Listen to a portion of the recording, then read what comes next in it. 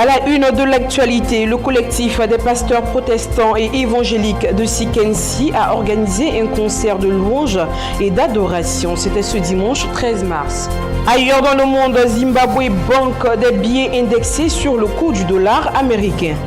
Au Togo, Afrique Rendez-vous lance son application mobile. Ailleurs dans le monde, Écosse, les indépendantistes du SNP revendiquent une victoire historique. Aux États-Unis, le clan Bush ne soutient pas le candidat Donald Trump. Terminant Sport League Europa, une finale entre Séville et Liverpool. Mesdames et messieurs, bienvenue et merci de suivre ce point de l'actualité. Débutant en religion, l'apôtre William Wensou et le révérend Ouedraogo Mahmoudou de la mission chrétienne Réma ont initié un séminaire intitulé « Évangélisons selon le Maître ». L'objectif était de rappeler aux fidèles de la mission Réma le devoir et la responsabilité du fidèle face au salut des âmes. Reportage Benito Vebena.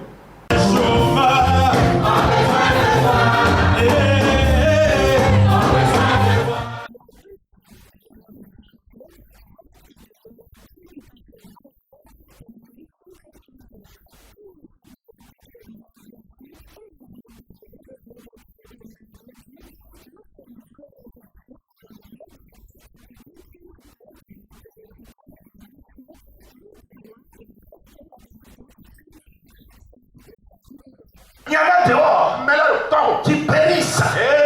Faute de connaissance. Toi tu viens ici. Tu prends cette connaissance. Tu la gardes avec toi.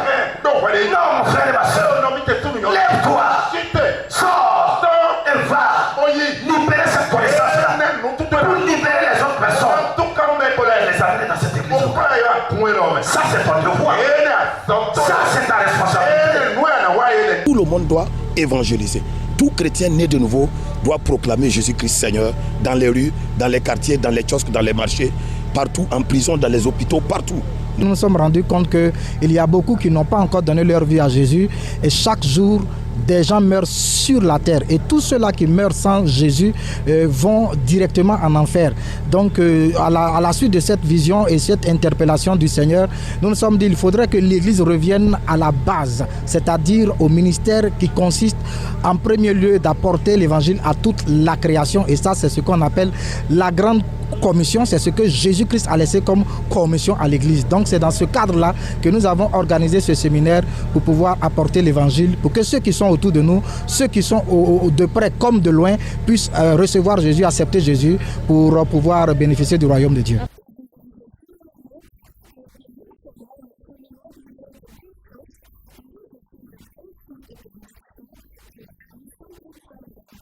À la suite de tout ce que nous avons entendu, nous avons tellement été impactés, nous avons été nourris et nous avons vu une onction spéciale qui s'est exprimée dans le cadre de l'évangélisation. Donc cela déjà suscite en nous l'engouement de pouvoir commencer le ministère et l'œuvre de l'évangélisation sur champ.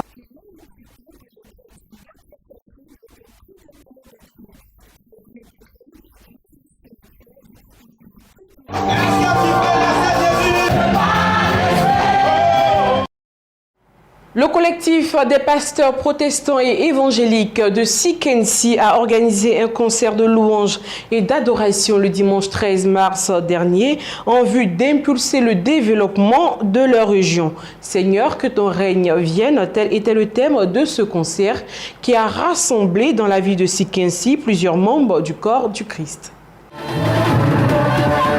Pas de danse et de réjouissance d'une foule en liesse pour rendre gloire à Dieu. À l'appel du collectif des pasteurs protestants et évangéliques de Sikensi, la COPESIC, de nombreux chrétiens ont pris d'assaut l'esplanade de la sous-préfecture pour communier avec des chantres de Dieu. Placé sous le thème évocateur « Seigneur, que ton règne vienne ». Ce concert qui a vu les prestations fort appréciées de groupes musicaux et chorales, ainsi que des chantres de renom, avait pour objectif d'impulser le développement du département de Sikensi. Pour le président du collectif des pasteurs protestants et évangéliques de Sikensi, le pasteur Yoboué Eugène, ce cadre d'adoration et de prière est aussi un moyen de réconciliation et de renforcement de la cohésion sociale au profit du développement. On aime Dieu. Il ouvre notre esprit. Il nous montre que notre semblable est l'image de Dieu. Et on apprend à l'aimer, on apprend à le supporter, on apprend à l'accepter, quelle que soit son origine. Et en Christ, Il n'y a plus de Grecs, il n'y a plus de Juifs, il n'y a plus de Baoulés, il n'y a plus d'Ayoukou, il n'y a plus d'Adigi, ni de Moussi, ni de Gagou, ni de Guéré. Tous sont un en Jésus-Christ. La paix est là déjà. Donc on peut se fusionner dans le creuset de Jésus-Christ. La paix s'installe dans nos cœurs et autour de nous. Nous devenons donc faiseurs de paix. Et Jésus dit, heureux ceux qui font la paix, parce que le roi des cieux est à eux. Alors si on a Jésus, la paix sera en nous et on pourra facilement se réconcilier avec notre frère. De nombreux cadres et officiels de Sikensi n'ont pas voulu se faire compter ce concert à la gloire de Dieu, à l'image du sous-préfet Mme Blaise Julie Béasiki et de l'ancien ministre Yed Angoran. Ils ont esquissé des pas de danse.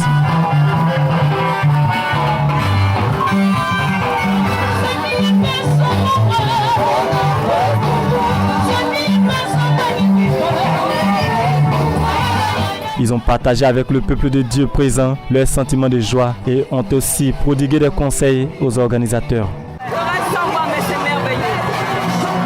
Très belle cérémonie. Nous avons été honorés. Nous avons été honorés. Tout ce public est venu. Louer Dieu, c'est merveilleux. Seigneur, que ton règne vienne. Ainsi, la ville de Sikensi, conduite par ses autorités ecclésiastiques et administratives, a adoré l'Éternel pour appeler ses faveurs. Entamons l'actualité africaine. Des centaines de Zimbabwéens faisaient la queue jeudi devant les banques après que le gouvernement eut de nouveau plafonné des retraits de liquide et a annoncé l'impression de billets à parité avec le dollar américain pour pallier le manque de liquidité. Le problème auquel nous faisons face montre que le système multidevises ne fonctionne pas. Comme vous le savez, sous ce système, nous sommes censés utiliser 9 devises. Actuellement, nous n'en utilisons qu'une, qui est le dollar américain. Le montant maximal d'espèces qui peut être sorti du pays a été abaissé de 5 000 à 1 000 dollars, ce qui représente 1 000 euros ou environ 20 000 rounds. Les banques ne déboursent pas assez de cash. Cela fait presque 5 heures qu'on attend. Les banques donnent des montants limités à 400 dollars. À partir de maintenant, je vais garder mon argent chez moi. Parce que c'est compliqué dans les banques et on a perdu confiance en elles. En vue de rendre l'information accessible au plus grand nombre, un site d'information panafricain basé au Togo vient de lancer une application mobile. De plus en plus de technologies naissent pour satisfaire les Africains dont la vie est rythmée par le mobile. Au Togo vient de lancer une application mobile. Objectif, rendre plus que jamais accessible l'information à un public dont le quotidien est désormais rythmé par le mobile. Téléchargeable sur Google Play Store, l'application a été officiellement lancée mercredi à Lomé. Créée depuis le 27 avril 2012, Africa Rendez-vous donne des informations sur une dizaine de pays en Afrique de l'Ouest. L'équipe est animée et dirigée par de jeunes journalistes togolais. 3 femmes et un homme ont été sortis vivants jeudi des décombres d'un immeuble qui s'est effondré il y a 6 jours en Nairobi, alors que la tragédie a déjà coûté la vie à au moins 33 personnes. Reportage. Tout au long de la journée, les sauveteurs ont eu la joie de sortir 3 femmes et un homme des décombres. Les rescapés ont été transférés vers l'hôpital Kenyatta de la capitale. Le bilan de la catastrophe s'établit désormais à 33 morts et pourrait encore s'alourdir selon la Croix-Rouge locale. 80 personnes manquent en effet toujours à l'appel. À l'international, en Écosse, le SNP, le parti indépendantiste, a remporté une victoire historique à l'issue des élections régionales. Avec 63 sièges sur 129, le CNP a remporté une 3e élection consécutive au Parlement écossais, ce qui ne s'est jamais vu dans l'histoire de ce Parlement. En Écosse, le Super Thursday consacre le SNP, le parti indépendantiste classé à gauche. Même s'il perd sa majorité absolue avec 63 sièges sur 129, cela suffit à sa dirigeante Nicola Sturgeon pour revendiquer une victoire historique. Le SNP a remporté une 3e élection consécutive au Parlement écossais, ce qui ne s'est jamais vu dans l'histoire de ce Parlement, a déclaré la dirigeante indépendantiste. La chef de file des Tories, Ruth Davidson, peut également avoir le sourire. Les conservateurs engrangent 16 sièges de plus qu'en 2011 avec 31 élus, ce qui en fait la principale force d'opposition en Écosse, une première depuis 60 ans. Enfin, les travaillistes réalisent leurs plus mauvais résultats et sont relégués en 3e position. Au Canada, l'état d'urgence a été décrété dans l'état de Alberta face au gigantesque incendie qui sévit dans le nord de la province. Près de 90 000 habitants ont dû être évacués. Plus de 1000 pompiers, 145 hélicoptères et 22 Canadiens combattent actuellement les flammes. La première ministre de l'Alberta dans l'ouest canadien a décrété l'état d'urgence face au gigantesque incendie qui sévit dans le nord de la province autour de Fort McMurray. Près de 90 000 habitants ont dû être évacués. Le gouvernement local prévient qu'il faudra du temps pour sécuriser la région et permettre à ceux qui n'ont pas perdu leur maison de regagner leur domicile. Plus de 1000 pompiers, 145 hélicoptères et 22 Canadair sont à pied d'œuvre pour combattre le sinistre. Les flammes ravagent à présent une zone d'une taille équivalente à 10 fois Manhattan. Les personnes évacuées sont accueillies dans des écoles et des gymnases. Des kits de survie et des nécessaires de toilettes arrivent d'un peu partout dans le pays. L'industrie pétrolière est en partie impactée, 16% de la production habituelle serait concernée. Pour l'instant, aucune victime n'est à déplorer. On ignore encore les causes de cet incendie qui s'est déclaré dimanche dernier. Des averses pourraient s'abattre à partir de samedi soir et faciliter enfin le travail des pompiers. Le séisme qui touche l'Équateur fait des millions de victimes. Entre l'ampleur du désastre et l'influence de l'aide, le pays ne réalise pas encore les conséquences du tremblement de terre. On ne réalise pas encore l'étendue du désastre qui frappe l'Équateur.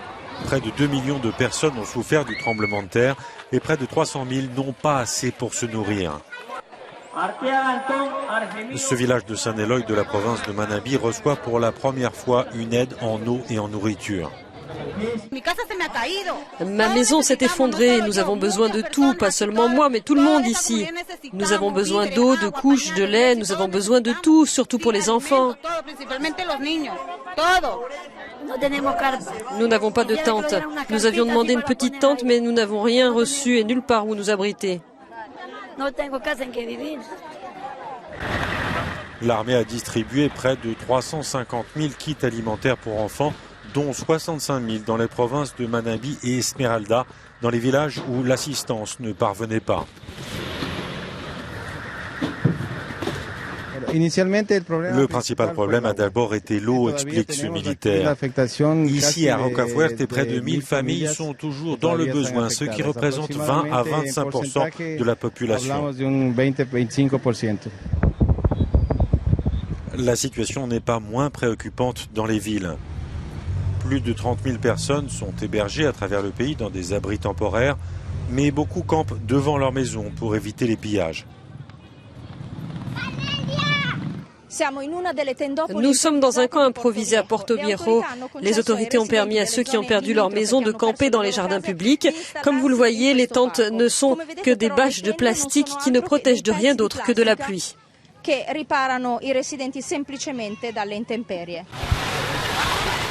Regardez l'intégrale de notre reportage sur le tremblement de terre en Équateur le 19 mai dans 8 Zone.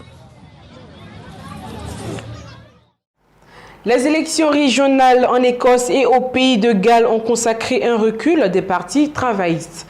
Le Parti travailliste britannique perdrait du terrain au sein des parlements gallois et écossais et craint d'être relayé au rang de troisième force politique derrière les conservateurs. En Écosse, le Super Thursday consacre le SNP, le parti indépendantiste classé à gauche. Même s'il perd sa majorité absolue avec 63 sièges sur 129, cela suffit à sa dirigeante Nicola Sturgeon pour revendiquer une victoire historique. Le SNP a remporté une 3e élection consécutive au Parlement écossais, ce qui ne s'est jamais vu dans l'histoire de ce Parlement, a déclaré la dirigeante indépendantiste.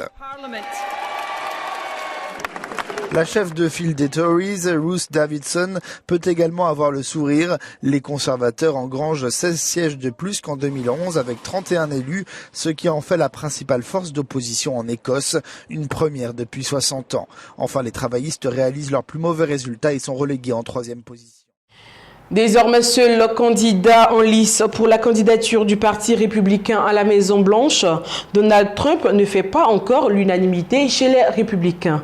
Des poids de son parti, dont les 2 anciens présidents de la famille Bush, ne le soutiennent pas.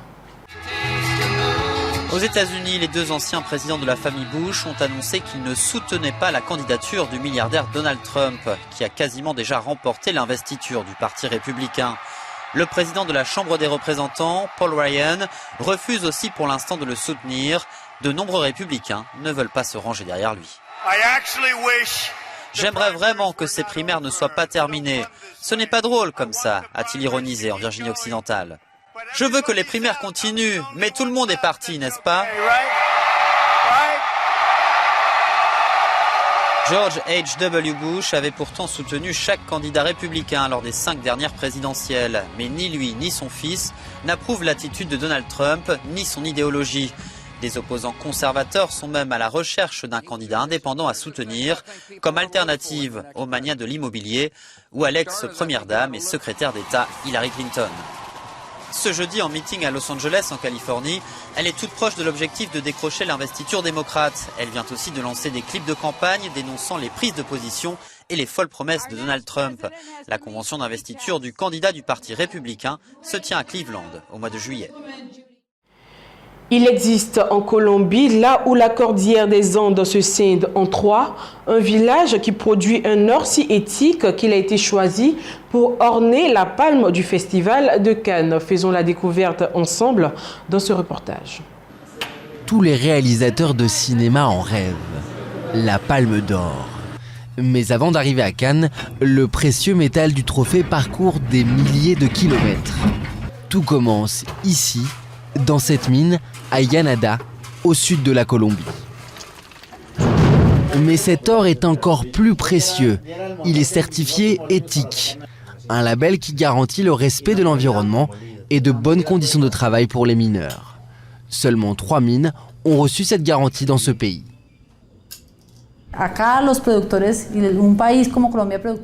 En Colombie, il y a un grand effort qui est fait pour avoir une traçabilité dans la chaîne de production, pour que de meilleures pratiques soient appliquées, pour que l'or soit produit de manière légale. Mais la responsabilité repose aussi sur les acheteurs. De l'autre côté de l'Atlantique, en Europe, certaines bijouteries de luxe commencent à changer leurs pratiques. Elles cherchent davantage de garanties pour leurs matières premières. Une exigence, un standard qui sied tout à fait au prestigieux Festival de Cannes. Pour moi, il était évident que la palme d'or devait respecter l'environnement. Donc depuis 2 ans, la palme est produite avec l'or d'une mine en Colombie qui est très éthique et je pense que ça ajoute de la valeur au trophée. Entre les mains des plus grands cinéastes, il y a donc désormais cet or déniché dans les Andes colombiennes, un or propre et honnête. Parlons de santé à présent dans cette édition. Des prothèses auditives pouvant pallier des malformations auditives chez les enfants seront bientôt disponibles. Issues de la technologie d'imprimante 3D, ces prothèses ont été développées en Australie dans l'Université des technologies de Queensland. Suivons cet élément. Les enfants nés avec des malformations auditives pourraient bientôt recevoir des prothèses directement issues d'imprimantes 3D. Elles ont été développées en Australie, dans l'Université de technologie du Queensland. La petite Maya, qui est née avec une malformation congénitale, va bénéficier de cette technologie. Elle est très confiante, pleine d'amour et de vie, et je ne veux pas lui enlever ça. Évidemment, cela va être difficile, mais on peut aussi vraiment lui dire « tout va bien, tu vas avoir une oreille ». La réussite dans la création d'une oreille pourrait ouvrir la porte à la création d'autres prothèses, des prothèses bien moins onéreuses que celles actuellement disponibles sur le marché.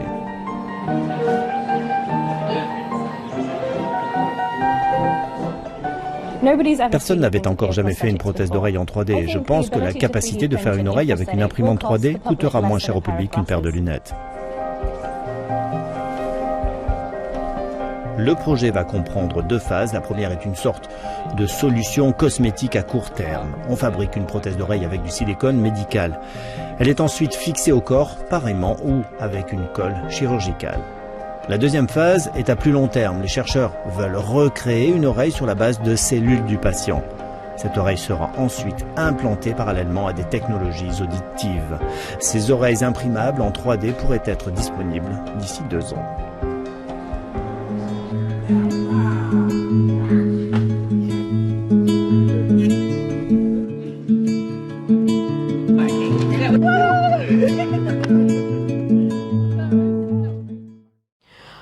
Actualité sportive, la prochaine finale de la Ligue Europa le 18 mai 2016 prochain mettra aux prises le FC Séville et Liverpool. Les Anglais ont arraché la qualification en battant avec un score de 3-0 les Espagnols de Villarreal. Ils croiseront le fer avec d'autres Espagnols habitués au sommet de l'Europe League. Le 18 mai prochain à Bâle, la finale de la Ligue Europa mettra aux prises le FC Séville et Liverpool. Les Reds obtiennent leur billet en coulant le sous-marin jaune, le surnom donné au club de Villarreal, qui avait pourtant remporté le match aller 1-0. Les hommes de Jürgen Klopp renversent la situation à Anfield ce jeudi en s'imposant 3-0 avec un but contre son camp de Bruno Soriano et des réalisations de Daniel Sturridge et d'Adam Lallana. Les Espagnols finissent la rencontre à 10 après les 2 cartons jaunes reçus par Victor Ruiz. Liverpool va donc tenter d'empêcher le FC Séville de réussir la passe de 3.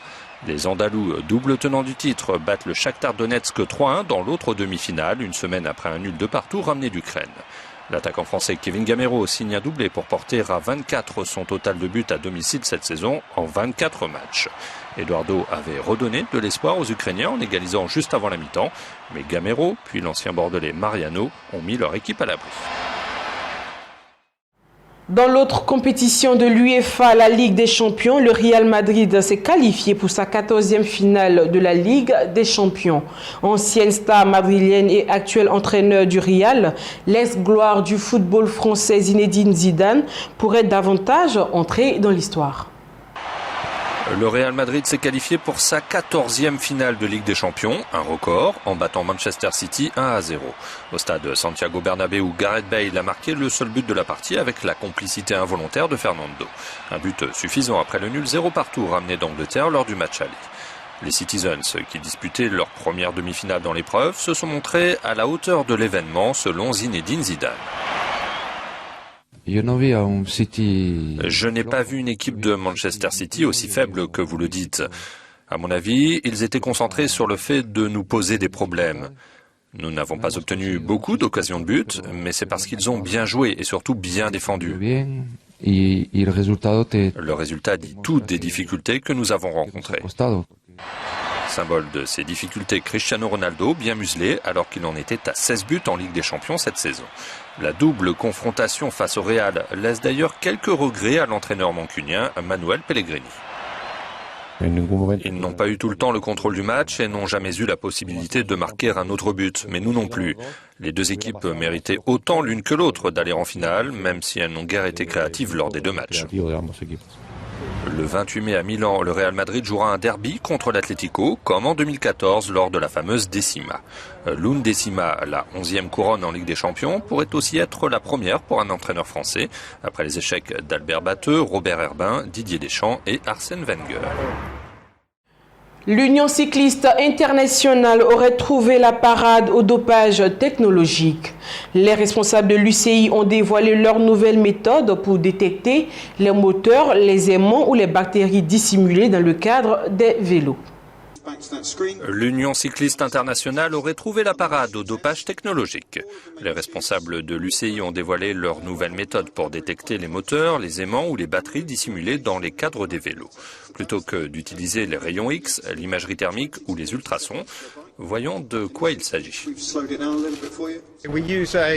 Nous faisons un test de résonance magnétique avec une tablette, un boîtier et un adaptateur qui crée un champ magnétique.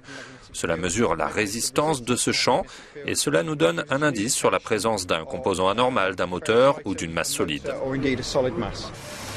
Le premier cas de tricherie mécanique avérée date du mois de janvier lors des championnats du monde de cyclocross avec la découverte d'un moteur dans le vélo de la jeune Belge Femke van den Driesch, ce qui lui a valu 6 ans de suspension.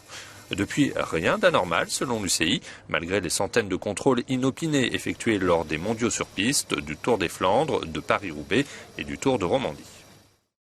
Et c'est ici que nous refermons ce bulletin d'information. Merci de nous avoir suivis et excellente suite de programmes sur la chaîne qui bénit. À bientôt.